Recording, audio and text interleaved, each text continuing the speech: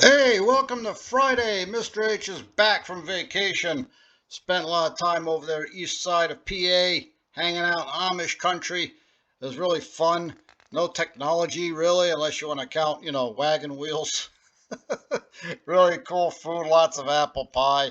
I told them I was impressed with their hats. They didn't seem too impressed with my 2009 Pittsburgh Penguins Stanley Cup hat. But, hey, it's a free country, right? How you guys been doing, man? I missed you. And it's time to charge back into planet Earth. What are we talking about today? Yeah, I'm going to switch up a little bit. I'm going to go with the dinosaur part first. Actually, it's not even a dinosaur.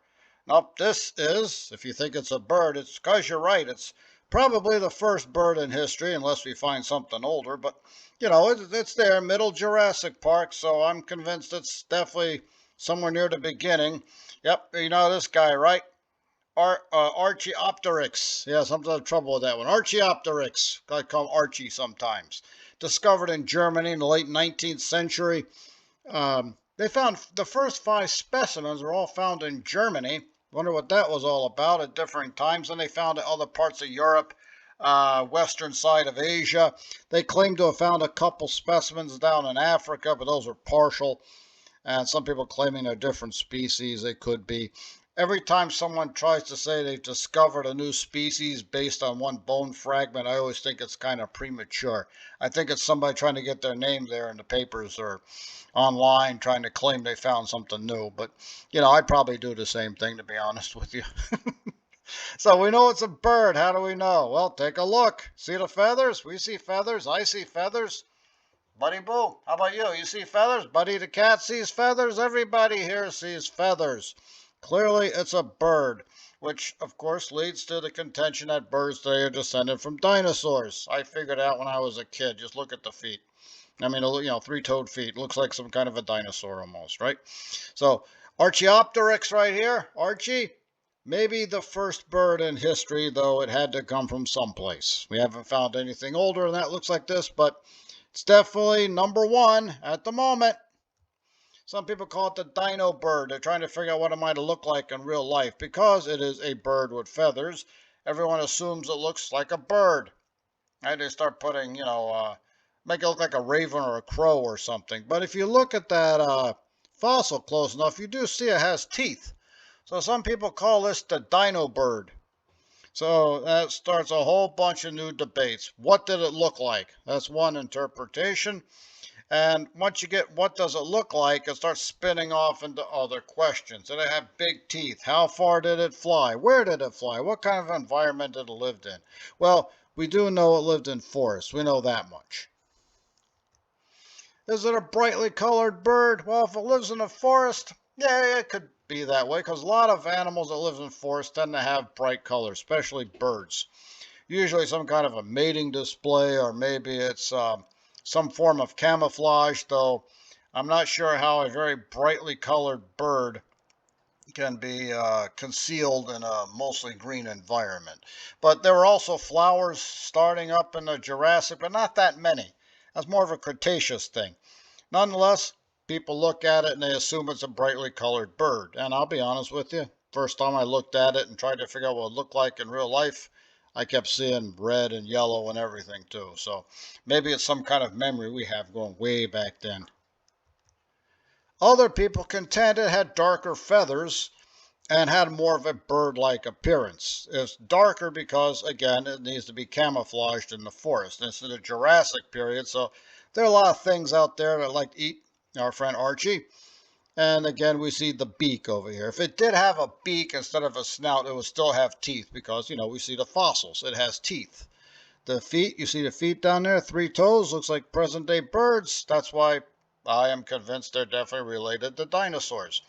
And if everyone ever asks you what does Tyrannosaurus Rex taste like, probably like a chicken. Tastes like chicken. Because everything on this planet tastes like a chicken. That's just a immutable law of nature. How big was Archie here? Not that big.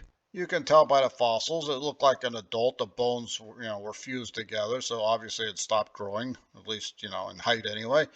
They call it a feathered dinosaur. You see down there, very sharp teeth, got the claws on it. long tail, just like birds today. Birds don't have really that long of a tail, but some do. That's clearly something to use stabilize in flight. So it's not very big. You see it compared to a mouse. Um, I think about the environment it lived in. We do know it was in forest because we find petrified wood and stuff around where it lived. It was definitely a meat eater. You can tell by the teeth. Now, what did it actually eat, though? Right? You think it's a bird, so it's like, chasing down, bugs and stuff like this, maybe seeds. We find no indication of anything vegetation, no seeds, not even rocks in the stomach. Some birds will swallow rocks to help with digestion. It has teeth so it can chew. And, well, if it looks kind of like a dinosaur, do you not think it does hunting as well? Yeah, probably hunting smaller dinosaurs. I mean, smaller than it, but yeah, probably going after young dinosaurs. And of course, all the ancestor to mammals have been running around for the last 200 million years before they get their chance on the world stage after the asteroid. So it's definitely a meat eater, no doubt about it. This thing is not a vegetarian. It will probably eat bugs, no problem, but I think it likes eating meat a lot more, especially with teeth like that. Leads to another debate. It's like fighting the Hydra and Hercules. You cut off the head, you got three more. How much did this thing fly? Did it fly like birds today? Did it fly like an eagle? Did it hop between branches? Some people are of the opinion it's a ground pounder. Yeah, it runs around on the ground, but why has it got feathers? So it must run on the ground and then hop and maybe glide a little bit. I don't know. I think this looks more like a tree animal of some kind. It looks like you got those claws so you can climb trees. I don't think it's flying around like a seagull or anything, but it's definitely hopping from branch to branch and could probably glide a couple 100 feet. I'm not sure about the chest and arm muscles. If it seemed a little bit bigger, maybe it could, flap its wings and fly around a bit. But in a best case scenario, I think it's probably maybe 100 yards. Lands on the ground, probably hopping from tree to tree. It'll definitely get on the ground to go after something small. That's going to scramble up the tree and glide around some more. So that's my take on our friend Archaeopteryx. Remember we were talking about forgotten wars the other day, Barbary pirates? Here's one Americans always forget, but they remember this one in Mexico really well. Yeah, the Mexican War, 1846 to 1848. Why do Americans not remember it? Because we won, right? The guy who loses never forgets. The guy who wins forgets about it. That's just human nature. You ever wonder how we ended up with Arizona, California, New Mexico, and and all that kind of stuff? Yeah, ask Mexico about it. They'll be happy to tell you. We basically stole it from them. I mean, it's I don't like saying that, but it did happen. It was 180 years ago, so maybe we need to look past this. But like I said, the guy who loses never forgets. And it's not because Mexico's not upset because they lost. They fought the war and lost. I mean, it doesn't help, but kind of the way they got pushed into it and kind of bullied into it. And 19th century American manifest destiny was not a quick and clean process. It definitely had some very, very bad downsides. Native Americans being basically exterminated. Mexico has the northern half of its country ripped off, and slavery was there. So it was not a good, clean process. All I can really say about it. And this is why the Mexican War matters. All right, you see the green, that's America. Up there's the Oregon country. Yellow is what they call the Mexican cession because, we ripped that off of them. And that purple stuff was the disputed territory. Texas was kind of the reason we got the rest. First of all, the United States, manifest destiny, spreading across North America because our manifest destiny, God himself said, go to the Pacific. We had a dispute with Britain over the Oregon country. We finally decided to divide it in half on the 49th parallel. That got us there. But then we had a big problem here with Mexico. And it started with Texas. Everything's bigger in Texas. Didn't start out that way. Texas was a province that was owned by Spain when it was Spanish possession. Mexico declares its independence when, so now Texas belongs to Mexico. There were a lot of American settlers in Texas because there just wasn't really anyone living there. Even the Comanches, they were living in the west part of Texas. So east part of Texas, not a lot of people of any particular group were living there. So Mexico invited them in. You have to free your slaves, which they didn't do. Pay your taxes, fine. Convert to Catholicism. A lot of them did not do that, but Mexico was fine as long as you paid the taxes and remain loyal. Well, the loyal part, somewhere somebody looked around and found a loophole. Eventually, the American settlers in Texas declare their independence and they have a war with Mexico, the Alamo and all that kind of stuff. Part of it was a plot on the part of settlers to declare a country and then join the United States. Some people actually wanted to create their own Texas, and there were a lot of Mexicans living in Texas, call themselves Texicans, who didn't feel to be part of Mexico because they're so far isolated from the whole thing, and plus, they've married into American families, American families married into Mexican families, so you end up with this Texas nationality, and a Texas nationality was a real thing. So some people were actually fighting for a real Texas. Texas became independent, tried to join the United States initially. The U.S. said, no, not yet, because, we have manifest destiny and slavery and everything. Didn't want to disrupt the balance between the free states and slave states. And they were also inheriting a territorial dispute. A lot of people in the United States didn't want to get into a fight with Mexico over, what they felt might or might not be theirs. You can see on the east side of Texas was definitely Texas, and the west side called claimed territory. Texas says it's theirs, Mexico says it's theirs, and that's where the dispute begins. Look down around Nucas River down there. That's one interpretation where the border is. The other one, the Rio Grande, is another interpretation where the border is. The United States eventually annexed Texas, much to Mexico's displeasure. And to make matters worse, the United States felt that Rio Grande was the border. Mexico, already upset, says the Nucas River. The United States sent a patrol down between the Nucas and the Rio Grande. Mexico sees this as an invasion, or definitely intrusion, and they attacked the Americans. So the American version is that Mexico jumped the border to attack a U.S. force. Mexico's belief is that the United States was trespassing, and they attacked trespassers. And yes, Mexico admits firing first, so kind of got that against them. Point is, we've got a war between two countries that probably were pretty good friends until about 1836 or so. It's a tragedy. Battle between people who should have been friends. I mean, we get along now, but you could have avoided a lot of problems later. Back to our story. As you can see, this is what leads to the Mexican War. President at the time, James K. Polk, already had a plan to fight with the Mexicans. He had tried to buy a lot of land off of them. That didn't work, because Mexico doesn't want to sell off half their country, so the United States ended up attacking it. Britain was backing Mexico because, we're not friends with the British quite yet, but that's where they made the deal with Oregon I talked about earlier. They promised to stay out of the war if we split Oregon with them. So they split it in the 49th parallel, gave them all of Vancouver Island. They stay out of the war. They had actually helped train the Mexicans, so Mexico has a pretty good army. The United States Army is pretty good too. Mexico's biggest weakness, they had two big weaknesses in their military. One, they weren't very good with artillery, and it turns out the United States is very good with artillery, and Mexico's leadership kind of stank. Yeah, you can have an army of lions led by a lamb and you're going to lose. You have an army of lambs led by a lion, you're going to win. So it always comes down to leadership. So the United States had claimed east side of Texas. They said the west side of Texas is theirs.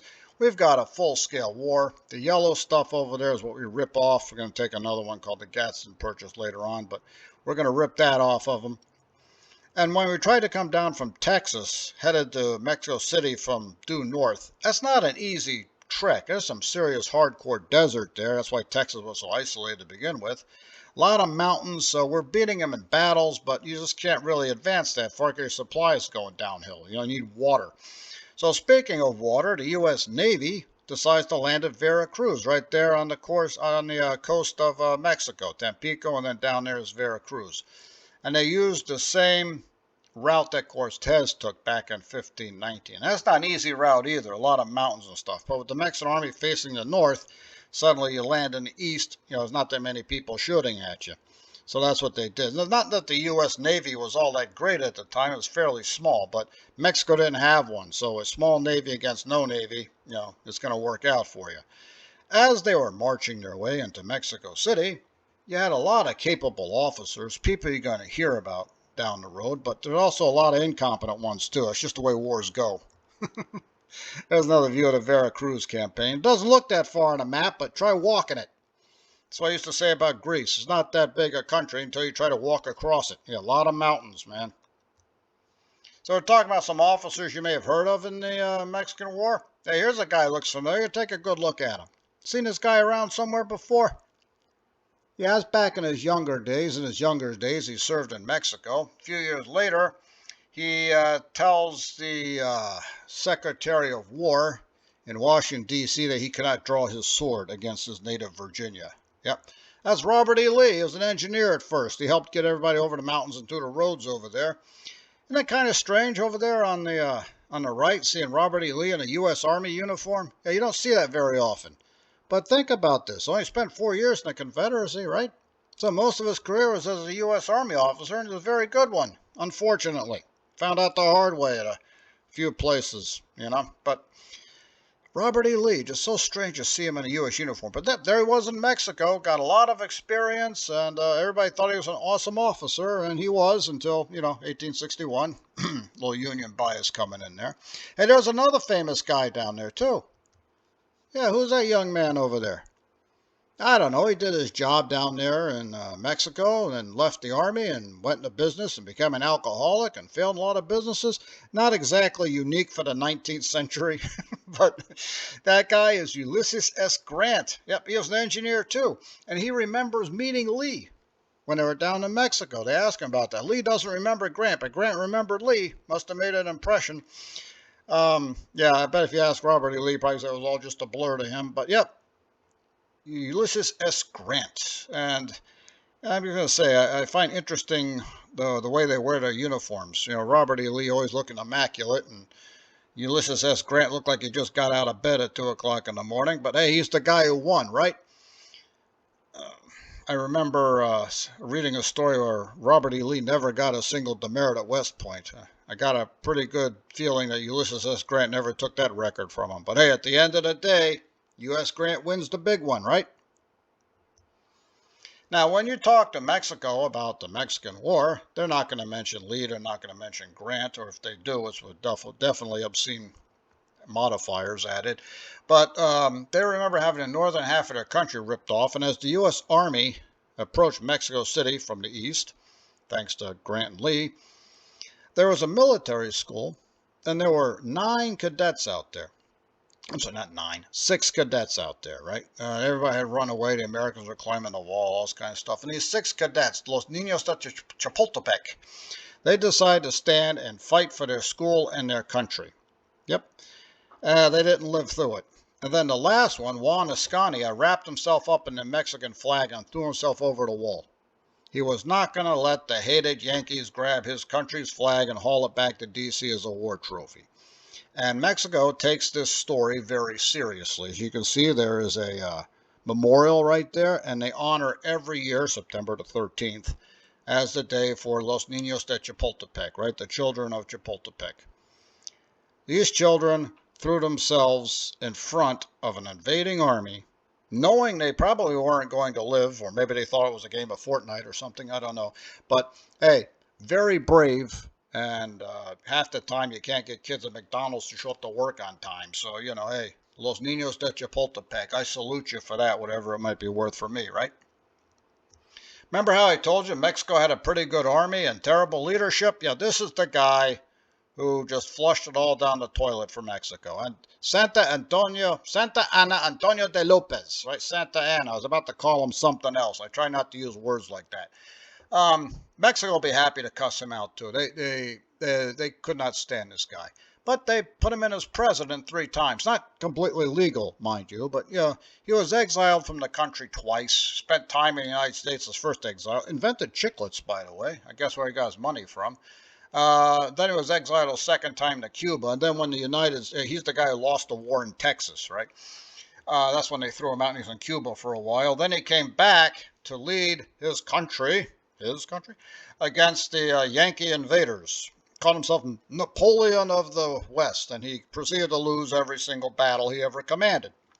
Okay, I guess the Alamo's technically a win, but 13 days to take a small mission defended by 188 guys? Come on, man. So he loses the whole war. He was a terrible leader, had all his cronies in charge, all the way down to platoon level almost. Like I said, Mexican soldiers are tough, they're proud, they're passionate, they're well armed, they know what they're doing. But yeah, when your leadership really stinks like that and they send you to the wrong place and you don't know what's going on because they don't know what's going on, you're going to end up losing the war. A lot of people wonder about U.S. uniforms in the Mexican War. Because you think about the Mexican War and what American soldiers, what their uniform was, you start thinking Civil War uniforms. Not quite. The official U.S. uniform, there on the left, is supposed to be pale blue, and the officer's wearing dark blue. And that's not very smart because, when you stand out like that, the enemy knows where the officers are and they're going to pop them. In the United States, though, if one guy goes down, the next dude in rank picks up. So it's not that big a deal. Plus, that sergeant over there probably knows more than the lieutenant does. So no great loss. Also, U.S. officer time tended to wear one sash instead of two. Again, I don't know what the point is. You got that sword hanging from your hip. You're going to trip yourself up. I don't know. 19th century warfare could be a mystery sometimes. So that's the official uniform. You've been out in the field for a while. You can notice that bright blue starts becoming darker. So that's why I think by 1861, everybody dark blue were just wearing that at the time. Just decided it was cheaper. The hats are kind of interesting with that brim. I think it's called a garrison cap. By the time you get to 1861, it's a squashed kepi. And officers tend to wear like this cowboy-looking hat, which seems to be a little more practical in my humble opinion. Mexican uniforms at that time, as you can see on the left, is the official uniform for the elite troops. That's what you're supposed to be wearing. You can tell definitely European influence, definitely the British, taught them well there. Keep looking at that bayonet the guy in the middle has. You don't want to be on the wrong end of that. On the left is probably what the uniforms end up looking like after a while. I don't know what the American guy is doing up there. Drinking something that's probably not water. Could be from the San Patricio Brigade, maybe. Irish Catholics who defected over to Mexico. So I'm not sure what he's doing there. But the other two guys, definitely Mexican. The guy with the helmet that looks almost Greek, that's a cavalry trooper. Got the big boots there. And the other guy is probably an infantry dude who might do some cavalry work too. Mexican soldiers, like I said, very tough soldiers. They will fight with anything. They had the muskets. They used lances to carry their own swords. Very tough guys, but terrible leadership, man. That's how you end up losing the war. That's why Arizona belongs to us. Hey, talking about us, let's talk about the Steelers and Titans, man. They're playing last night over at Acrisure. Pretty good game. I went back and forth for a while, and I tell you, the Steelers, they give people their money's worth, and the referee was going to make sure it's going to happen, especially with that rather bogus holding call towards the end that gave Tennessee the ball with a minute left and 4 new downs. Made it a lot closer than it should have been. But hey, the Steelers won 20-16, and for once they listened to me. The very first drive of the game, 10-play drive, ended in touchdown, 8 runs, 2 passes. That's right. Get the ground pounding happening there. You got Najee Davenport. Boy, that was a while back, wasn't it, huh? Got Najee Harris right there. And then his friend Jalen Warren, not in the picture, but these guys are just back and forth, just pounding away at Tennessee. But Tennessee played pretty well, too, as you can tell by that score. It's a pretty close game. Steeler-Titan games tend to run that way.